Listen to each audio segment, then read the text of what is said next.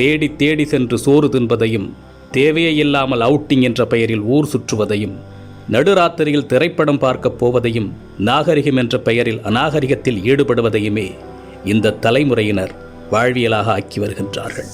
உணவு திருவிழா என்று அறிவித்தால் காசையும் கொடுத்துவிட்டு தட்டை ஏந்தி கொண்டு யாசகம் கேட்பது போல் வரிசையில் நிற்கின்றது சமூகம். ஒரு நடிகன் தன்னுடைய வருமானத்தை பெருக்கிக் கொள்ள நள்ளிரவு காட்சிகளை வைக்கின்றார். அறிவை இழந்து குடும்பத்தோடு சென்று கூட்ட நெரிசல் சிக்கி இறந்து போகின்றார்கள். அதை பற்றி கவலைப்படாமல் தன்னுடைய வசூல் கணக்கை பார்த்து கொண்டிருக்கின்ற ஒரு நடிகனை தலையில் தூக்கி வைத்து வசூல் மன்னன் என்று கொண்டாடி கொண்டிருக்கின்றது இந்த சமூகம். பேசத் தெரியாத குழந்தைகளின் கையில் அலைபேசியை கொடுத்து அதை பெருமையாக பார்த்து ரசிக்கின்றது சமூகம். இரவு 2 மணிக்கு மிட்நைட் பிரியாணியை குடும்பத்தோடு சென்று சாப்பிடுவது கௌரவமாகிவிட்டது. நீங்கள் உங்கள் குழந்தைகளுக்கு உணவு கொடுக்கவில்லை, ஸ்லோ பாய்சன் கொடுக்கின்றீர்கள். உங்கள் தலைமுறையை மலடாக்குவதற்கு மருந்து கொடுத்து கொண்டிருக்கின்றீர்கள். பிள்ளையை பெற்ற பெற்றோர்களே, நம்மில் பலர் பிள்ளைகளை உருவாக்கவில்லை, நிறைய வருமானம் கொடுக்கும் ஜெர்சி மாடுகளை உருவாக்கி கொண்டிருக்கின்றோம். உங்களில் எத்தனை பேரின் பிள்ளைகளுக்கு அறிமுகமில்லாத ஒரு மனிதரிடம் 10 நிமிடம் உரையாடத் தெரியும்? சொல்லிக் கொடுத்திருக்கின்றீர்களா? இனி சொல்லிக் கொடுங்கள். உங்களில் எத்தனை பேரின் பிள்ளைகளுக்கு தன்னம்பிக்கைக்கும் தலைகணத்திற்கும் உள்ள வேறுபாடு தெரியும்? சொல்லிக் கொடுத்திருக்கின்றீர்களா?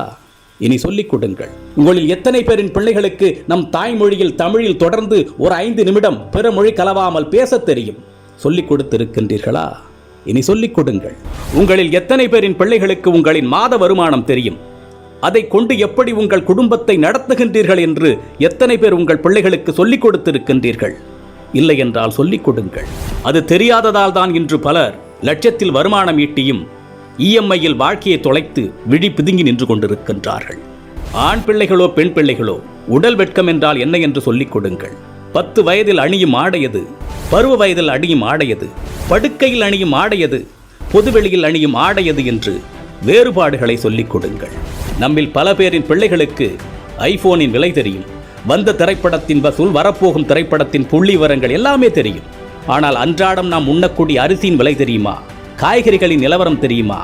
நம் பிள்ளைகளில் பலருக்கு பில்கேட்ஸை தெரியும், எலான் மஸ்கை தெரியும். ஆனால் நம் மொழிக்காக, இனத்தின் வளர்ச்சிக்காக இன்னுயிர் துறந்த தியாக வரலாறுகளை பற்றி தெரியுமா? இன்னும் சொல்வதானால் உங்களில் எத்தனை பேர் அவர்களை நினைத்து பார்க்கின்றீர்கள்? நம் மண்ணின் தியாக வரலாறுகளை நம் பிள்ளைகளுக்கு சொல்லிக் கொடுங்கள். எப்பொழுதுமே உறவுகளை எதிரிகளாக மட்டுமே கட்டமைத்து அவர்களின் மூளைகளில் ஏற்றிவிடாதீர்கள். உறவுகளை ஒதுக்கத் தொடங்குங்கள் என்று அவர்களுக்கு நீங்கள் சொல்லிக் கொடுத்து விட்டால், அவர்கள் வளர்ந்து விட்ட பிறகு அவர்கள் ஒதுக்குகின்ற முதலாவது நபர் நீங்களாக தான் இருப்பீர்கள். வாழ்க்கை என்பது வெறும் கேளிக்கையும் வேடிக்கையும் பணம் ஈட்டுவதும் ஆடம்பரமும் மட்டுமல்ல, அது மன நிறைவாக வாழ்வது.